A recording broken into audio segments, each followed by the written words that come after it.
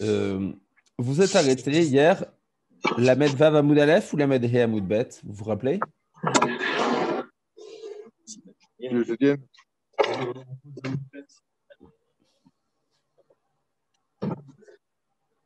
Je n'étais pas présent, je ne serai d'aucune aide.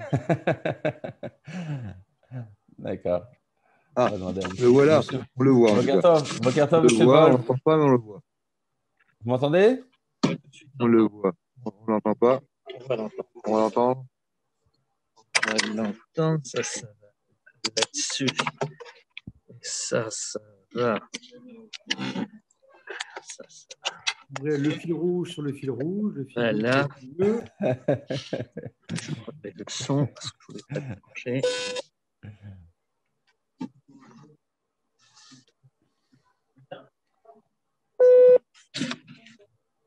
Ça va, vous pouvez parler?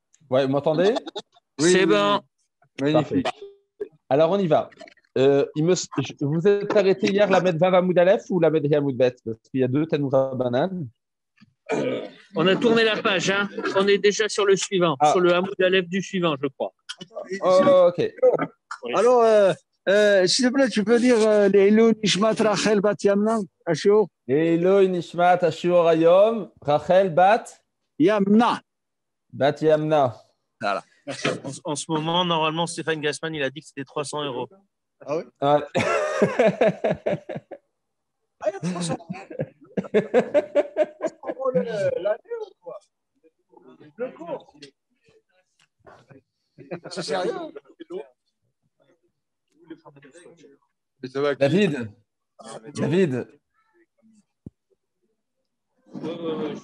C'est vrai, il y a 300 € à payer, pas de problème. Hein. Ouais, mais dites à Stéphane de ma part, comme quoi sur les 300 €, je prends 50% quand même. Ah, mais je pensais que c'était entièrement pour vous, hein, 300 €. Ah.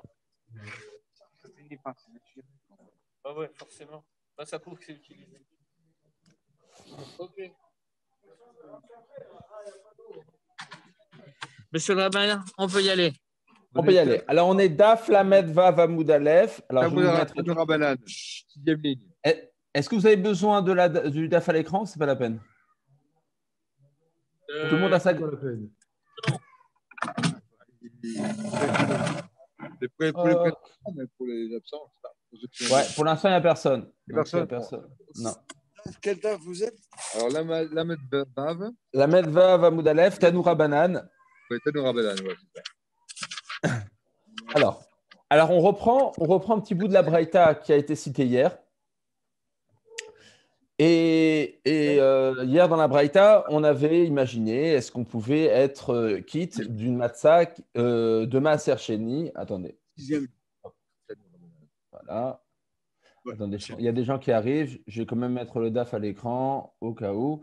En tout cas, en attendant, je vous dis, hier on a vu qu'on s'était posé la question, est-ce qu'il était possible de se rendre quitte de l'obligation de manger de la matzah le soir de Pessah avec de la matzah faite de terouma, avec de la matzah faite de Maaser Sheni, on verra éventuellement avec de la matzah faite de Maaser Ani, etc., etc. Et donc la Braïta va reprendre, on va reprendre un à un les éventualités et les développer les uns après les autres.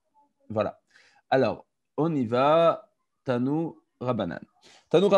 Yotse Adam Yedei Chovato b'Maaser Sheni b'Yerushalayim. Serait-ce possible qu'un homme soit quitte de son obligation de manger de la matzah le soir de Pessah avec une matzah faite de Maaser Sheni? Maaser Sheni, donc, c'était une obligation de manger pendant la première année, deuxième année, quatrième année, cinquième année de la Shemitah et de manger cette production de 10% à Yerushalayim dans toute la Kedusha que cela s'imposait.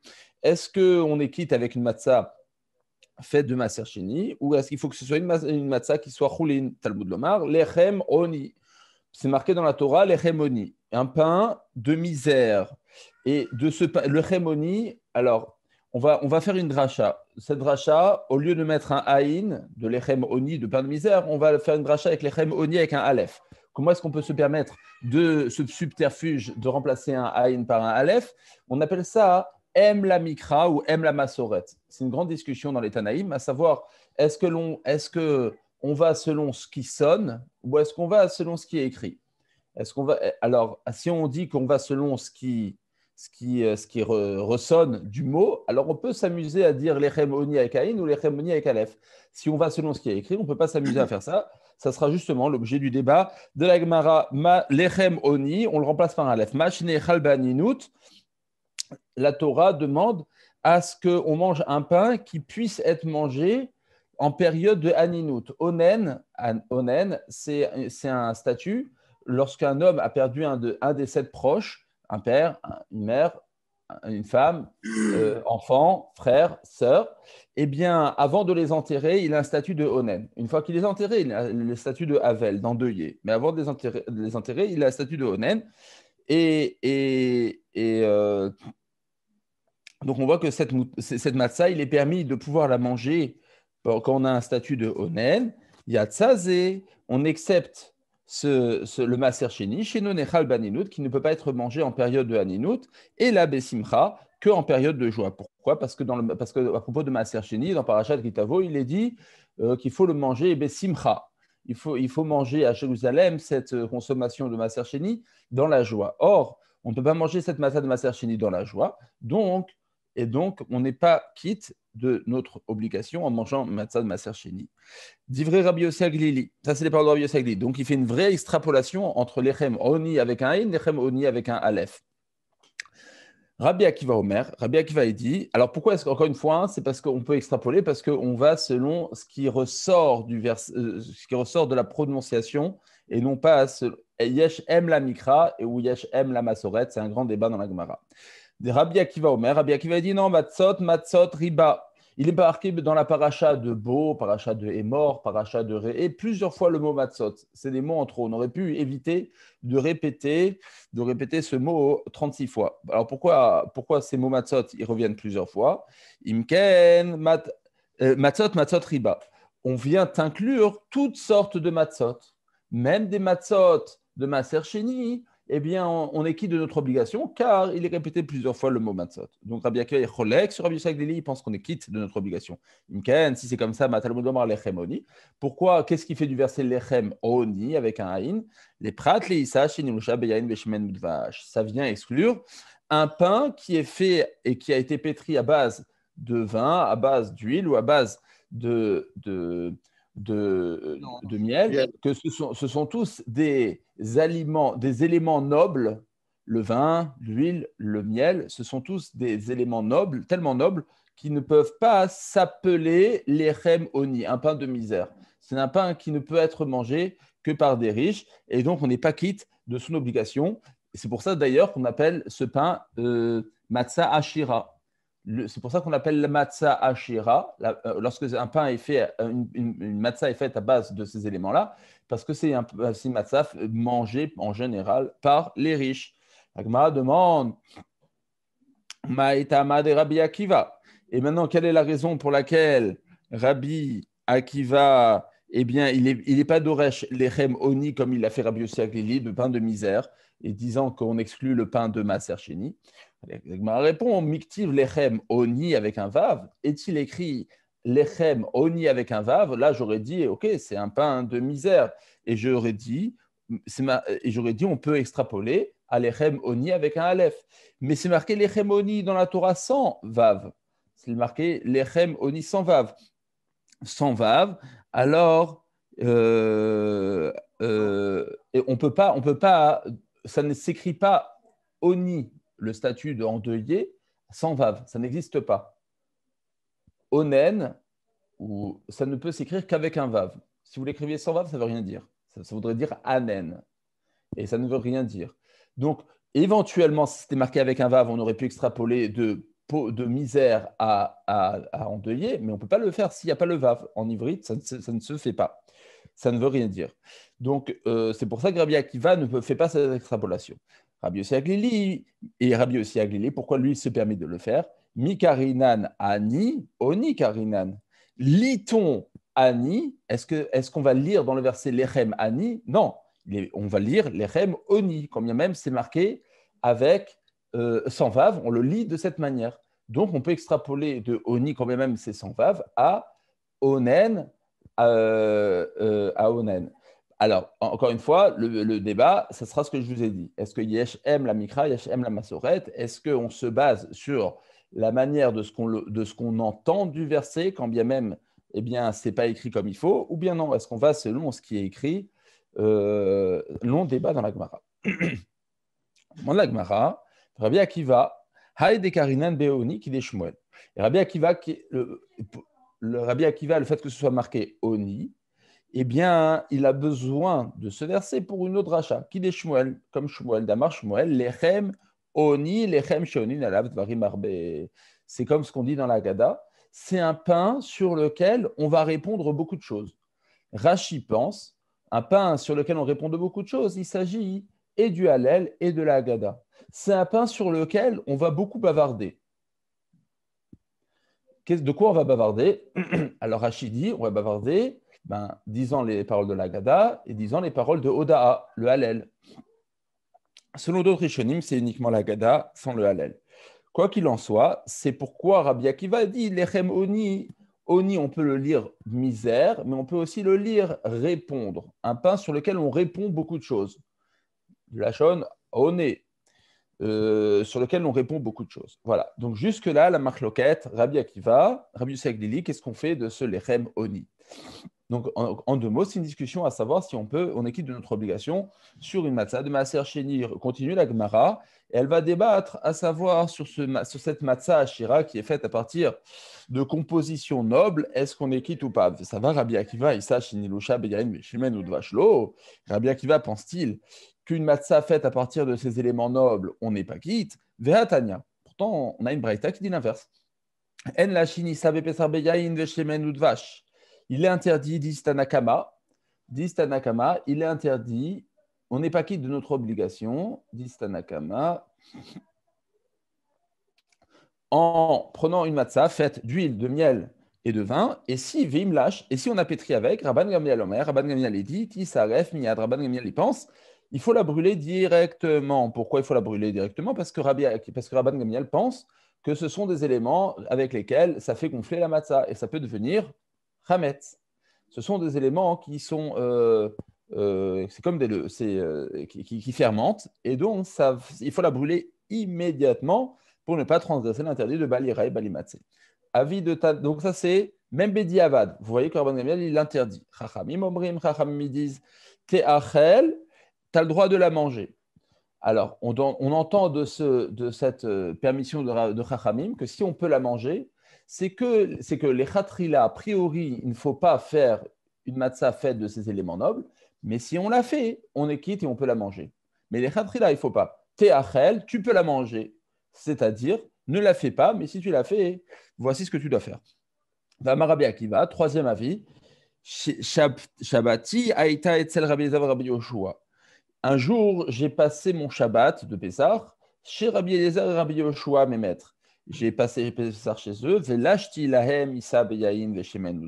je leur ai pétri une pâte de matzah faite à partir de ces éléments nobles, et ils ne m'ont pas réprimandé. Alors on voit que Rabbi Akiva, il pense que c'est un troisième avis. C'est non seulement permis de le faire a priori, enfin, non seulement c'est permis de la manger, mais c'est permis de la pétrir, cette pâte, avec ces éléments nobles a priori. De sorte à ce qu'on a trois avis. Rabban Gamliel, il interdit même a posteriori. Chachamim, ils interdisent a priori, mais ils permettent a posteriori. Et Rabbi Akiva, il permet même a priori. Donc là, on a une contradiction. D'un côté, on a dit tout à l'heure, Rabbi Akiva, il l'interdisait, et là, on voit qu'il permet. Continue la braïta. Donc la contradiction est déjà là, mais la braïta, elle n'est pas finie. La braïta continue, va falpi, she'en lachin, mekat finbo. Bien qu'on n'ait pas le droit, selon Tanakama, de la pétrir a priori, cette pâte à partir de ces éléments nobles, mais kat finbo, il est malgré tout permis de badigeonner avec. C'est-à-dire, une fois la pâte finie, il est permis de badigeonner d'huile, de badigeonner de vin, badigeonner de ces éléments nobles. Et ça, il n'y a pas de crainte à ce que ça vienne à fermenter la pâte, puisque la pâte, elle, est déjà composée. la Gemara dit Atan, Tanakama. On peut comprendre cette phrase-là, qu'il est permis de badigeonner avec ces éléments nobles selon Tanakama, que Tanakama, lui, interdisait même a priori de pétrir avec ces éléments nobles. Du coup, il rajoute, il dit, mais attention, badigeonner, c'est permis. V'chachamim omrim, et chachamim ils disent, et shelachinbo mekatfinbo, et shelachinbo en mekatfinbo. Ce avec quoi tu as le droit de pétrir, tu as le droit de badigeonner. Ce avec quoi tu n'as pas le droit de pétrir, tu n'as pas le droit de badigeonner. Donc, on voit que cette phrase-là, c'est une phrase qui correspond bien à Tanakama qui interdisait. Continue la Braïta, Veshavin. Par contre, tous les Tanaïm sont d'accord, chez En Lachin et Taïsa Beposhrin, qu'il est interdit, retenez cette phrase, on va en parler tout à l'heure, qu'il ne faut pas pétrir la pâte de matzah avec de l'eau tiède. Pourquoi ? Parce que l'eau tiède, c'est prompt à fermenter. C'est prompt à fermenter, et donc tout le monde est d'accord que l'eau tiède, ça, c'est proscrit. Quoi qu'il en soit, on a notre contradiction que d'un côté, Rabbi Akiva, une braïta dit qu'il est interdit de manger de la matzah hashira, en tout cas de la pétrir, et une fois il disait que c'était non seulement permis de la pétrir, mais même permis de la manger. L'Agmara répond, lo kashya. Il n'y a pas de contradiction. Ha beyom tov rishon, ha beyom tov sheni. Lorsqu'il est interdit de manger la matzah shira, c'est Yom Tov Rishon, c'est le premier Yom Tov. Pourquoi ? Parce que le premier Yom Tov, on a non seulement un interdit de ne pas posséder du chametz et de ne pas en manger, mais en plus, on a une obligation de manger de la matzah. Alors, l'obligation de manger de la matzah, dit Rabbi Akiva, ça, c'est pas bon si tu le fais avec de la matzah shira. Par contre, les deuxièmes jours, en vérité, le deuxième jour, c'est Blav Dafka. Vous comprenez que c'est tous les autres jours où on n'a pas une obligation le soir, les soirs, du deuxième, troisième, quatrième, cinquième, etc., de manger de la matzah. On a juste un interdit de manger du chametz. Du coup, là, Rabbi Akiva dira c'est permis de la pétrir et de la manger. C'est pas Pessar Chéni alors. Quand il parle de Yom Tov Chéni, c'est pas Pessar Chéni. Non, c'est pas Yom Tov Chéni. Non, ici, il faut comprendre Yom Tov Chéni comme ça, Rashi dit les autres jours de Yom Tov ou de Chol HaMoed.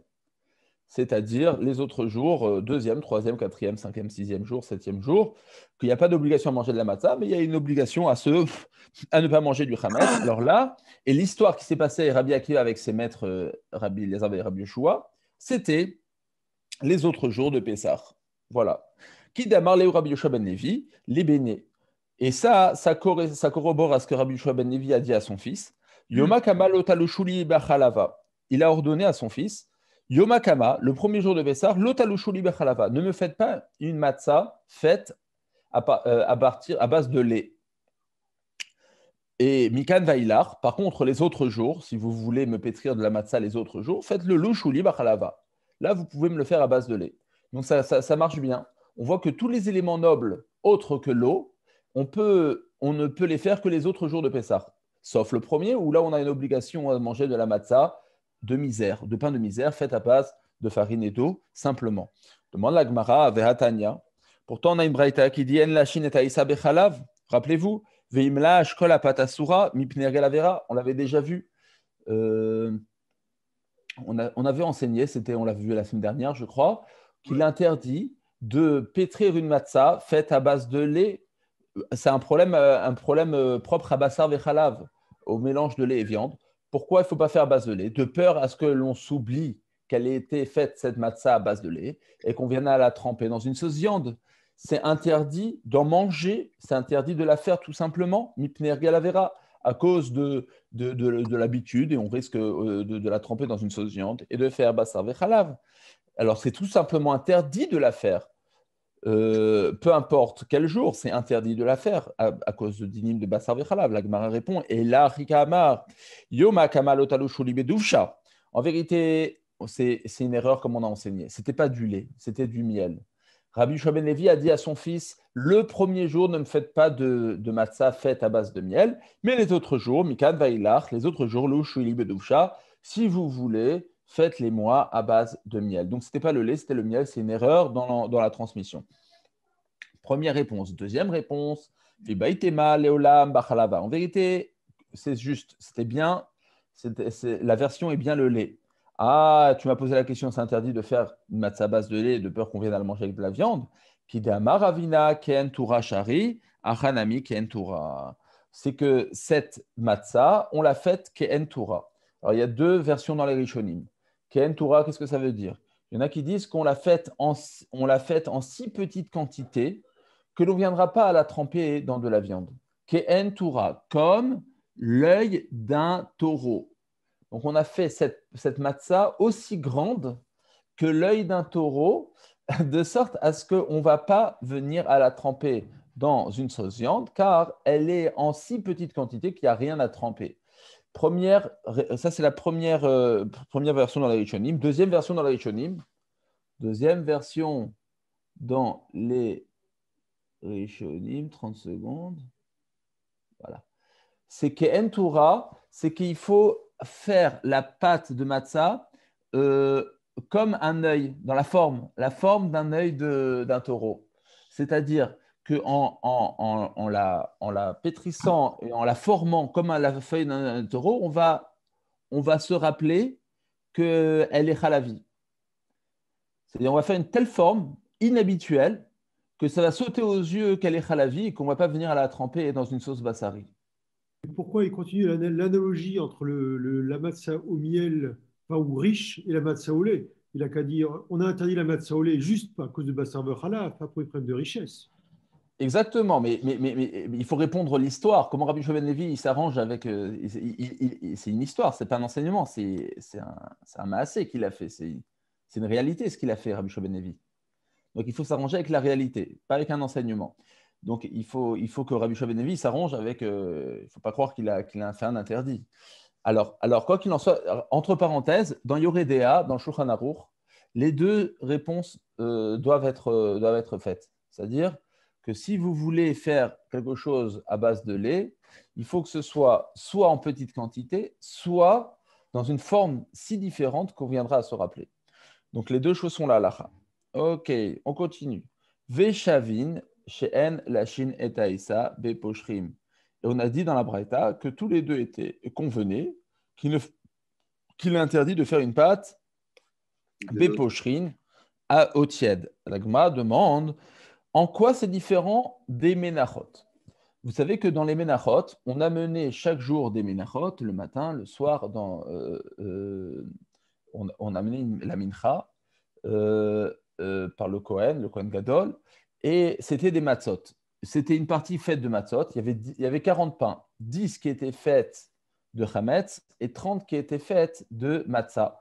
Donc ces 30 pains de matzah, il est permis là-bas, au sujet des pains journaliers qu'on a menés tous les matins, il était permis de les faire avec de l'eau tiède. Or, là-bas aussi, on a un din de matzah, c'est-à-dire on a une obligation d'amener des matzot et non du pain, c'est-à-dire des matzot, en deux mots, qui ne soient pas fermentés.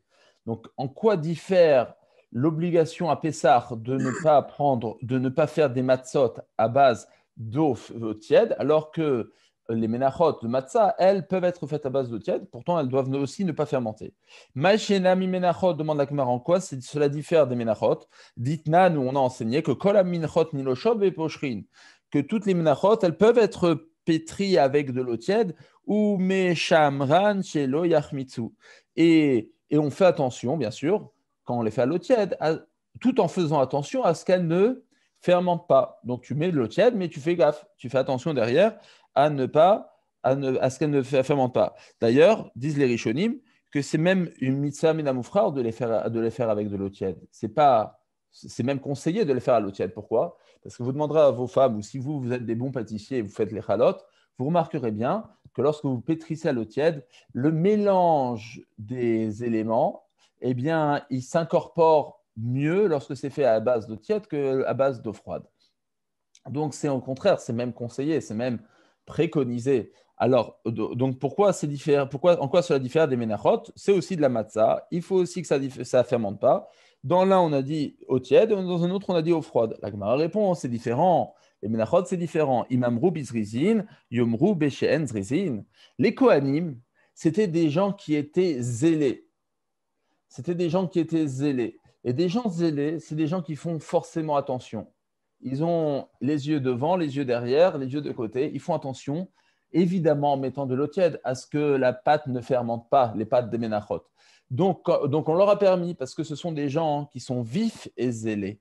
Par contre, la matzah de Pessah, on ne va pas permettre à un kidam de le faire à base d'eau tiède parce qu'on n'est pas sûr qu'il est si zélé que ça. Il risque de s'oublier et de laisser fermenter. La Gemara demande Yachi miltat namilatit. Alors, si déjà c'est permis de la faire avec de l'eau tiède, c'est menachot. Alors, il serait aussi permis de les faire tremper, de faire tremper le blé dans de l'eau et ensuite de les piler avec un pilon afin de pouvoir enlever la fine pellicule de blé qui les entoure. Or, cette fine pellicule, elle est normalement pas bonne. C'est de la nourriture animale. C'est une sorte de son, mais ce n'est pas du son vraiment. C'est une sorte de pellicule qui entoure le blé lui-même. Et il aurait été préférable, pour avoir une fine fleur de farine, pour avoir une farine pure, comme nous l'a fait Francine, eh bien, d'enlever cette pellicule pendant toute la soirée de la veille, en la faisant tremper dans de l'eau, et en enlevant cette pellicule, et en ayant un blé qui soit à l'état pur. Or, ça, on ne nous a pas permis. C'est ce qu'on appelle miltat. Miltat, c'est, je ne sais pas comment on dit en français, c'est le fait de faire gonfler à l'eau et de pouvoir enlever je ne sais pas comment on dit en français ça. Il doit y avoir un nom, mais je ne sais pas comment on dit. Je ne sais pas. Et de pouvoir de pouvoir faire tremper à l'eau. Hein? Comment vous dites? Trempe aussi.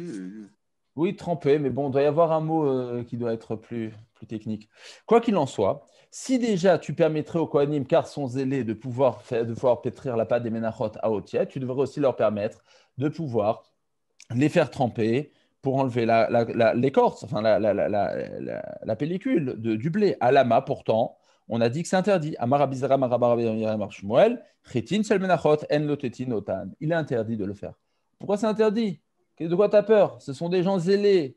Ils ne vont pas arriver à une fermentation avec ce blé s'ils voient que ça gonfle trop. La Gemara dit Lisha bezrizinita, letita, leta bezrizin. La Gemara dit le pétrissage par des Kohanim, le pétrissage est fait par les Kohanim. L'étape du gonflement en faisant tremper à l'eau n'est pas obligatoirement fait par des Kohanim. Pourquoi? Parce que les Kohanim, eh bien, ils s'occupaient de la mincha à partir du pétrissage. Avant le pétrissage, le piler, etc., tout ce qui est le travail avant pétrissage, c'était une avoda qui pouvait être fait par des harim, par des non-Kohanim. Ce n'était pas propre par des Kohanim, ça pouvait être fait par des non-Kohanim. Et donc c'est ça la différence. Le pétrissage est obligatoirement fait par des Kohanim. Avant le pétrissage, comme la letita, faire gonfler dans de l'eau, ce n'est pas obligatoirement fait par des Kohanim. Et donc, ce n'est pas obligatoirement fait par des gens scrupuleux et zélés. Demande la Gemara, Velisha, Mita, Bizrizin. Et le pétrissage, il est obligatoirement fait par des Kohanim, Vaketiv. Pourtant, c'est marqué dans la Torah, à propos de la mincha, dans Vaïkra, Veyatsa kalea shamen, et il versera sur la mincha de l'huile, Vehevia et la Kohen, il l'amènera vers le Kohen, ou Bene Aaron a Kohanim, Vekamatz, et là, le Kohen Gadol, il fera la kmitza, il va prendre avec son petit doigt la Aseri Taïfa. Et on apprend de là, Mik mitzvah vailach mitzvat keuna, à partir seulement de la kmitza. C'est-à-dire la kmitza, c'est là où on prend avec son petit doigt, ça doit être fait par les Kohanim. Mais vous êtes avec moi? Il n'est pas déchargé. Mik mitzvah vailach mitzvat keuna. On apprend de ce verset que c'est uniquement à partir de la prise du petit doigt par le Kohen que c'est une mitzvah parfait par les Kohanim. Limed alietzika ou blila. Par contre, versement de l'huile, blila, le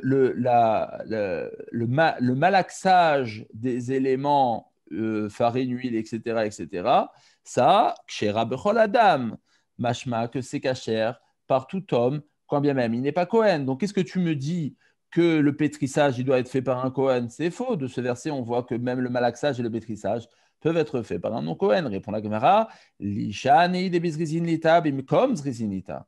Effectivement, le pétrissage, il peut être fait par un non-Kohen, mais par contre, il devait être fait au temple. Et donc, il y avait le Mashgiach Kashrut Kohen qui était là qui veillait au grain, comme c'est le cas de dire. Il veillait au grain. Par contre, d'Amar, d'où est-ce qu'on apprend ça? Parce que Mar a enseigné, Blila, le malaxage des éléments de la mincha. Kshera Bezar, il est permis par un non-Kohen. Chutz lechoma tarazara pasoul. Et s'il l'a fait en dehors des murailles de l'Azara, eh bien, cette mincha, tu peux la jeter, tu peux la brûler. La pouke les tita, ça vient exclure la letita, donc le fait de faire gonfler à l'eau le grain, des ena bisgizin, velo bemekom zgizin, que ça, c'était ni nécessaire au temple, ça pouvait se faire en dehors du temple, ça pouvait se faire par des non-kohanim. Donc, lorsque ça se fait par des non-kohanim en dehors du temple, ça, c'est pas fait par des non-zrizim, donc c'est interdit. Par contre, lorsque c'est fait au temple, même par des non-kohanim, mais étant donné qu'il y a des kohanim qui veillent, alors là, c'est permis de faire la letita, de faire le pétrissage. En quoi cela diffère de la Minchat HaOmer? Alors, la Minchat HaOmer, vous vous rappelez, c'est le 16 Nissan, le lendemain de Pessah. Eh bien, on devait amener la nouvelle récolte d'orge. Et avec cela, eh bien, on l'amenait au Beth Amikdash, on faisait toute une procession pour permettre la nouvelle récolte de blé et pour permettre le Issour Hadash. Et comment est-ce qu'on amenait cette nouvelle récolte, cette procession, cette nouvelle récolte d'orge, chez Omer? Des Tanya, Minchat Omer, Lotetinota, Vetsovrinota. Il est permis de la faire gonfler, il est permis de la mettre dans de l'eau et de la faire gonfler dans l'eau pour qu'elle soit encore plus pure, cette orge. Lotetinota, Vetsovrinota. Et toutes ces grains d'orge, on les accumulait, on les mettait les uns sur les autres. À quoi ça sert de les mettre les uns sur les autres? C'est parce qu'étant donné qu'ils étaient mouillés, alors ça permettait, lorsque tu les mettais les uns sur les autres, eh bien, de pouvoir un peu mieux dégorger l'eau qui était sur la surface du grain. Plus il y en a, plus il y a du poids, et donc plus ça dégorge l'eau à l'intérieur du grain. Donc, Sovrine au tas, on les mettait en tas, on les tassait, ces grains d'orge, à la veille du 16 Nissan, afin que se dégorge le plus d'eau de la surface du grain. Comment est-ce que tu vois que c'est permis? En tout cas, tu vois que c'est permis. L'otétine, la letita, c'est-à-dire le fait de les laisser toute la nuit dans l'eau, tu vois que c'est permis. Or, la Minchat HaOmer, il fallait pas que ça gonfle, c'était aussi accompagné de matzah. C'est Bour Shehan et la Gemara répond non, c'est différent Minchat HaOmer, parce qu'étant donné que c'était fait en grande pompe, c'était fait en public, et donc lorsque c'est fait en public, il y aura bien une personne, un Talmid Chacham, qui sera présent dans le malaxage, dans le pétrissage, dans la préparation de la Homer, qui sera présent pour dire attention, ça risque de fermenter. Et donc, c'est pour ça qu'on nous permet même le malaxage et avec de l'eau tiède et même la letita, même cette fermentation-là faite dans de l'eau, parce qu'il y aura forcément dans le public quelqu'un qui sera présent pour dire attention, ça risque de fermenter. Ok, jusque-là,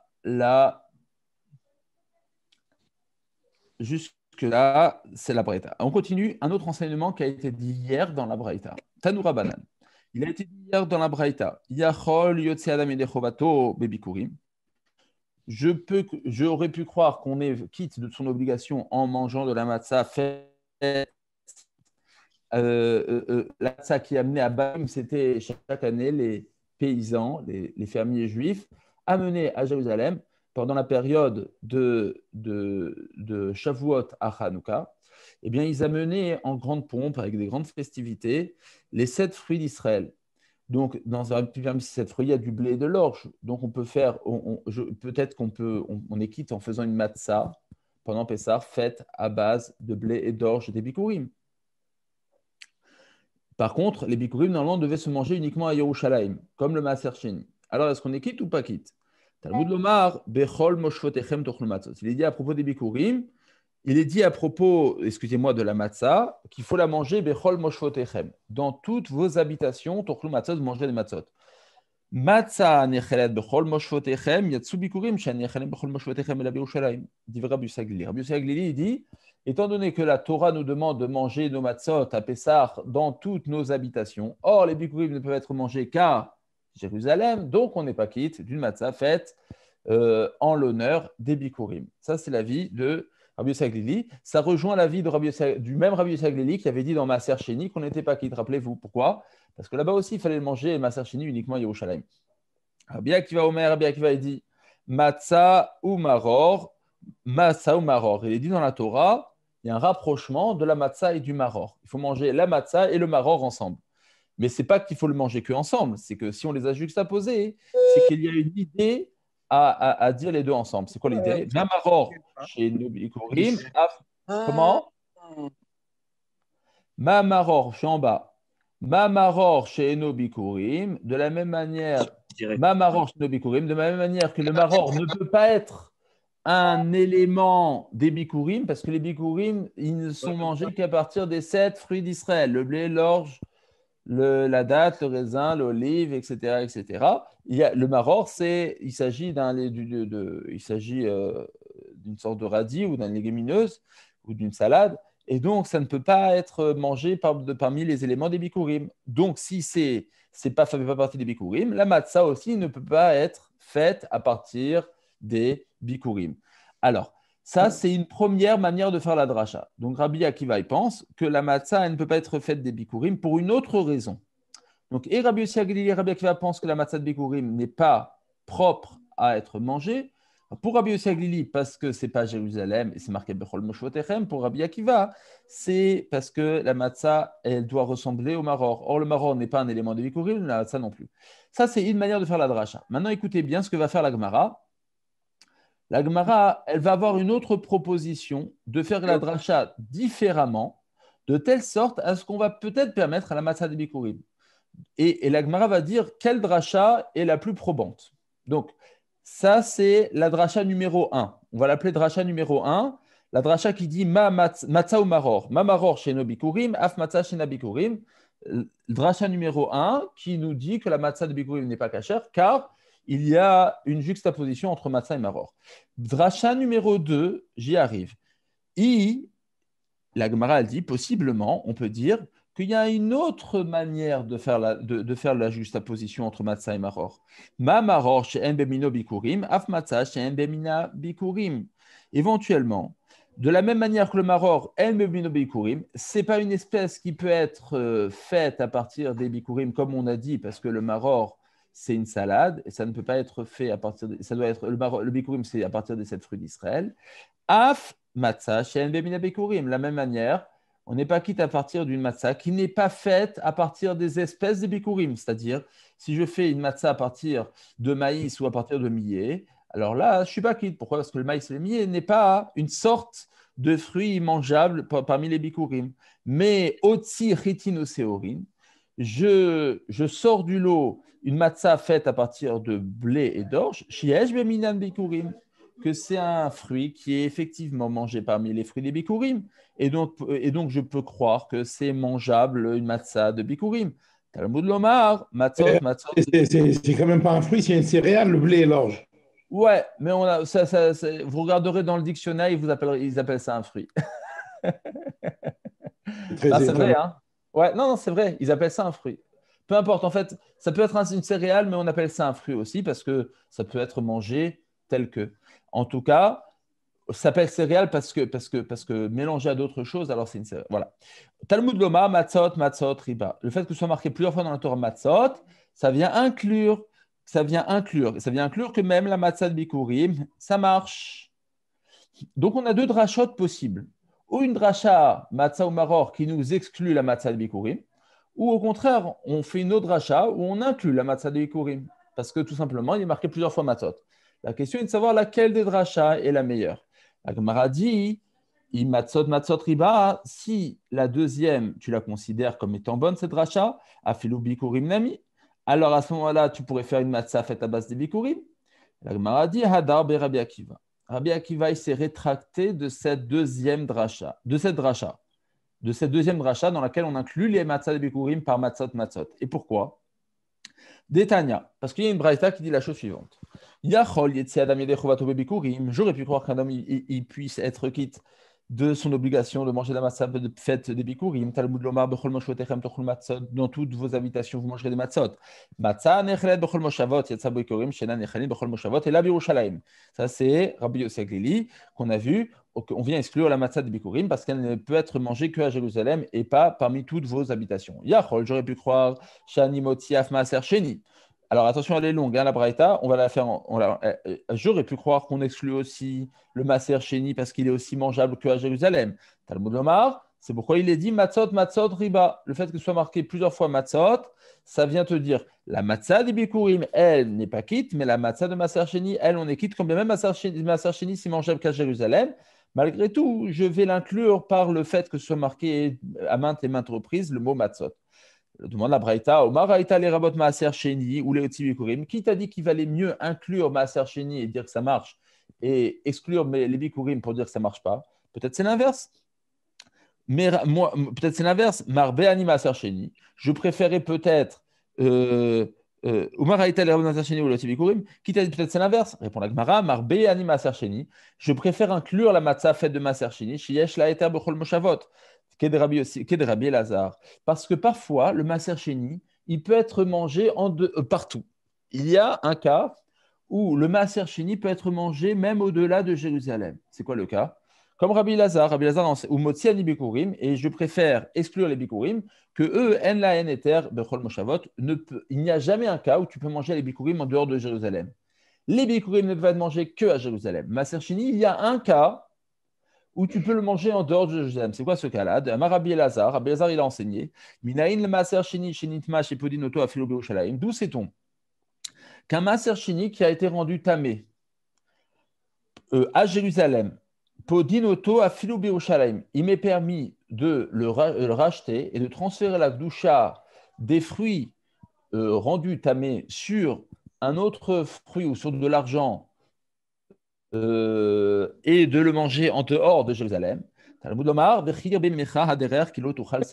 à Jérusalem. Afilou Birushalayim. Afilou Birushalayim, on peut le racheter et le manger en dehors. C'est ça ce qu'il faut comprendre. Pour Rabbi Elazar, des fruits qui ont été rendus tamés à Jérusalem, halet, ça y est, tu peux manger ces fruits même en dehors de Jérusalem et tu es quitte de ton obligation de Maaser Sheni. Incroyable, hein? Et tu es quitte de ton obligation de Maaser Sheni même en dehors des murailles de Jérusalem. Tu peux aller là où tu veux. D'où est-ce qu'il apprend ça? Parce que c'est marqué dans la Torah à propos de Maaser Sheni dans Parashat Ekev, je crois. Et lorsque le chemin il sera trop long pour toi. Et kilo tuchal se'eto. Alors normalement, se'eto, ça veut dire que tu ne pourras pas le transporter. Se'eto, ça vient du mot transport. C'est comme ça qu'on traduit normalement. Mais ici, la Gemara, elle va dire le mot se'eto, on peut le traduire différemment. Ve'en se'et et la achila. Il ne faut pas le traduire par transporter, mais par manger. Et lorsque le chemin sera trop long et que tu ne pourras pas le manger, alors qu'est-ce que la Torah te propose? Tu fais un transfert. Chez Nehemar, d'où est-ce qu'on sait? Vaïssa maseot me'et panav. C'est la paracha de Miketz, dans laquelle on a dit qu'ils ont transporté des maseot me'et panav. Dans leur sac, ils ont rempli des maseot, des charges de blé, les frères de Yosef, me'et panav, devant sa face. Ça veut dire qu'il leur a donné, Yosef a donné à ses frères des sacs remplis de nourriture. Comment est-ce qu'on appelle les sacs remplis de nourriture? Maseot. Donc on voit que le mot maseot, il parle de nourriture. Et donc la même chose, l'otuchal se'eto, ça veut dire tu ne pourras pas le manger. Étant donné que le Maaser Sheni, tu ne peux pas le manger car, sous-entendu, il a été rendu tamé, alors il est interdit de le manger. Et tout ce qui est interdit de le manger, il rentre dans l'otuchal se'eto et c'est permis de transférer même l'argent même à Jérusalem et de le manger même en dehors de Jérusalem. À cause de ça, on voit qu'on préfère inclure la matzah de Maaser Sheni qui, elle peut des fois être mangée en dehors de Jérusalem, tandis que les bikurim, non.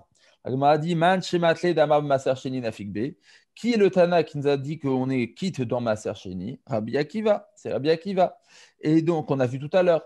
Et donc, vadaï que le Tana qui a enseigné cette braïta dans laquelle on dit qu'on est yotse d'une matzah de Maser Sheni, veka memaet lehu le bikurim bechol moshvotechem shmamina hadarbe.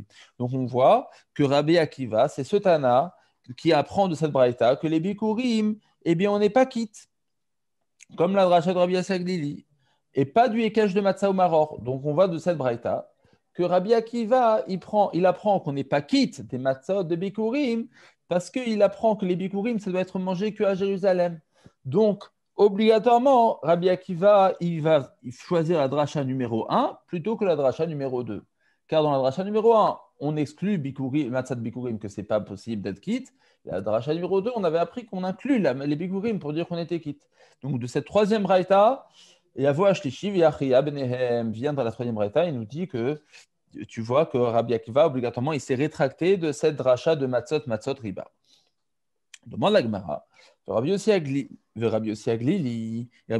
Tipoukle Milechemoni, Mishinechal Beoni, Yatsaze Shenechal Ela Besimcha. Pourquoi Rabbi Yossi Aglili, il a besoin de dire qu'une matzah faite de Bikurim, on n'est pas quitte parce que c'est marqué les chemoni et qu'on ne peut manger cette matzah. Excusez-moi. Pourquoi dans cette braïta, Rabbi Yossi Aglili, il dit que la matzah des bikurim, on n'est pas quitte parce que c'est marqué bechol moshvotechem et les bikurim, c'est pas moshvotechem. Il avait qu'à l'apprendre, tout simplement, comme il a dit tout à l'heure, que c'est un pain de misère. Et du pain de misère, on apprend qu'on ne peut manger qu'un pain de misère, mais quelque chose qui n'est pas mangeable de pain de misère parce qu'il faut le manger besimcha. Les bikurim, il faut les manger dans la joie. Eh bien, on peut pas manger des pains de bikurim. Pourquoi il a eu besoin d'apprendre des bechol moshvotechem? Répond la Gemara, ça va les Rabbi Shimon.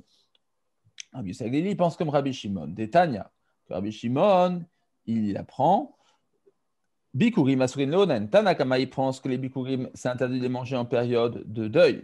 Rabbi Shimon m'attire. Rabbi Shimon, il permet de les manger en période de deuil. Pourquoi il permet? Parce que pour lui, pour Rabbi Shimon, quand la Torah dit qu'il faut les manger besimcha, c'est pas l'état de joie qu'il faut les manger. C'est pas la période de joie qu'il faut les manger. Pour Rabbi Shimon, ça vient nous apprendre que je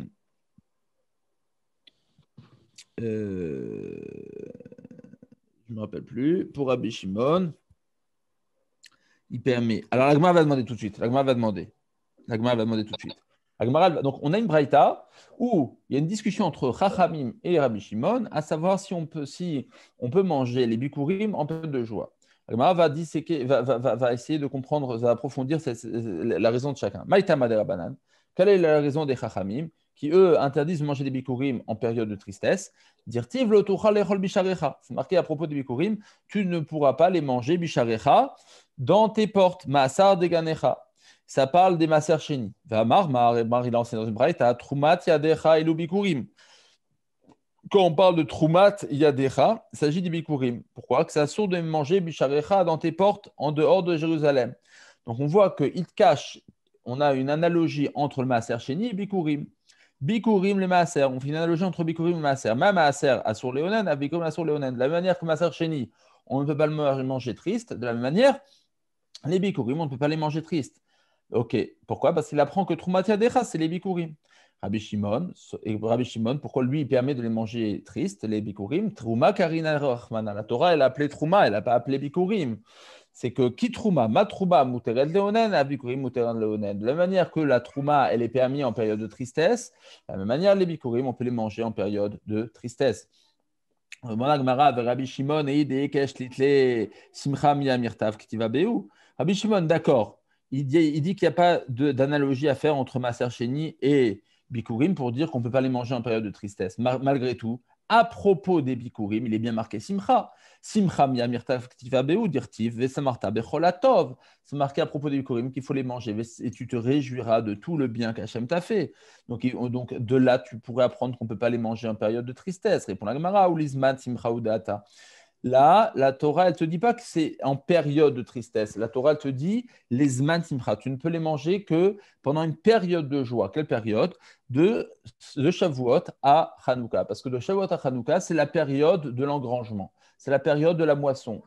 Les gens moissonnaient entre Shavuot et Hanouka. Donc la Torah t'apprend que les bikurim, il faut les manger uniquement durant cette période, pendant que tu es joyeux. Quand un paysan il est joyeux, ben, pendant qu'il moissonne. Récolte. Ditnan, car il enseigne dans Bikurim, mais à Tseret Vadachag, de Shavuot à Sukkot, mais vive Koré. Un homme, il amène les Bikurim et il fait la Kriyat Shem. Et il va nominer les Bikurim. Par contre, mais à Chag Vatranouka, de Sukkot à Hanouka, mais vive et Koré. Étant donné que c'est une période de moisson qui est déjà plus automnale, un peu moins fertile, un peu moins bonne, alors là, il amène les Bikurim, mais sans faire Kriyat Shem, sans les nominer. Quoi qu'il en soit, ça vient nous apprendre qu'on doit les amener en période de Simcha. Quelle est la période de Simcha chez un paysan? C'est la période des moissons. Et ce n'est pas un moment de tristesse que la Torah vient nous interdire. Tanoura Banan, on continue. Alors, on va apprendre d'autres drachot de l'Echemoni, du pain de misère. Les voici. Tanoura Banan, il enseigne dans une braïta. L'Echemoni, le pain de misère, prat lechalout. Ça vient nous exclure une matzah qui a été cuite avec de la farine chalout. C'est quoi chalout? C'est pas clair. Dans les Rishonim, il y a plusieurs explications. Je vais vous en donner une ou deux. Celle qu'il faut retenir, c'est de l'eau. C'est un pain qui a été pétri avec de l'eau bouillante. Ça, c'est la première explication, celle de Rashi.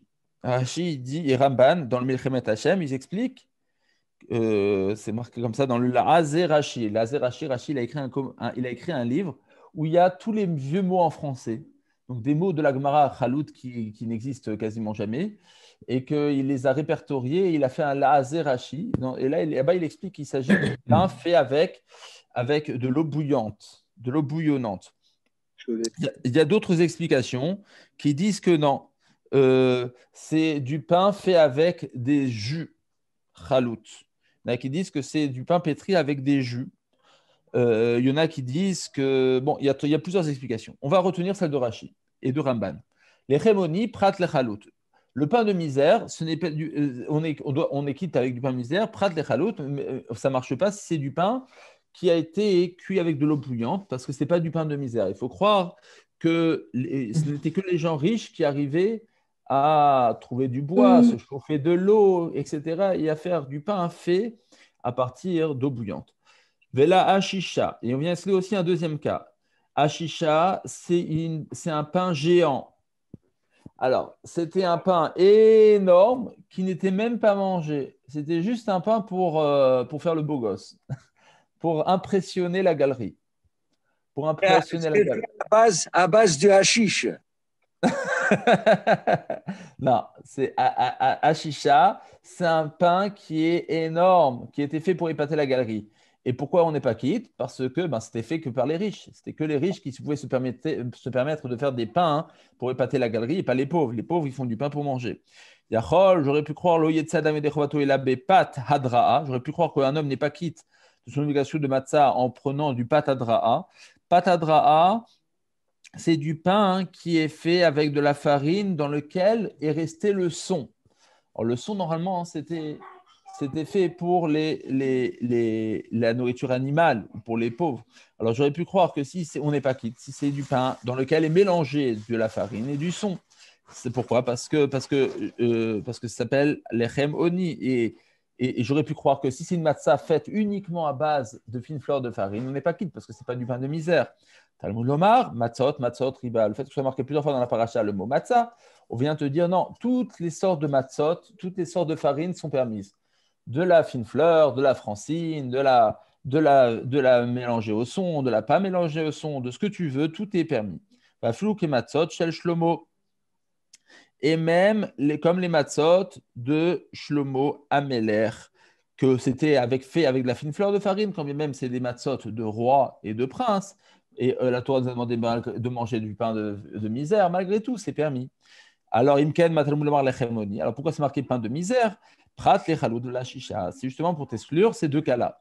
Pain fait à partir d'eau brûlante et pain fait à partir de pour épater la galerie. Demande la Gemara, Maï mashma daya ashisha lishna de chashivuta. D'où sais-tu que le mot ashisha, comme il a dit M. Cohen, ça ne veut pas dire ashish? Qui te dit que ça vient dire un lachon de chashivut, que c'est un terme qui montre l'importance d'Irtiv? C'est marqué dans Shmuel à propos des rois. Il a donné du pain à tout le peuple, les chol amon Israël, à toute la peuplade d'Israël, les meish vadisha, des hommes jusqu'aux femmes, les ish chalat lechem achat, les ishpar echad vashachat. Il a donné chalat lechem achat, des pignons de pain, vashpar echad, et il a donné de toutes sortes de pains, vashisha echad, même des pains qui en général ne sont pas mangés, qui sont là que pour épater la galerie. Maraba chanan maraba, ishpar Notarikun echad mishisha bepar. Eshpar, c'est comment on appelle ça en français? C'est le notarikun, de viande. L'abréviation. Ouais, l'abréviation de echad mishisha bepar. C'est une grande part de pain qui était faite à partir. C'est une part de viande. Dans un chiour, c'est 1/6 de la viande. Donc, c'était une grande part de viande. Et Ashisha, Ashisha, c'est quoi? Echad mishisha be'efa. 1/6 efa. Une part sur 6 efa. Donc, c'était une très grande part de pain. Ou pliga des Shmuel. Et cet enseignement, il va à l'encontre de Shmuel. Et on finit avec ça. D'Amar Shmuel, Ashisha garba de Chamra. Que Ashisha, c'est une cruche de vin. C'est une jarre de vin. Dirtiv. Ve'ohave ashiché anavim. Dans Osée, il est marqué. Et ceux qui aiment les ashiché anavim, les jarres de vin faits à partir de raisins. Donc on voit que Shmuel, lui, il interprète ashisha comme étant jarre de vin.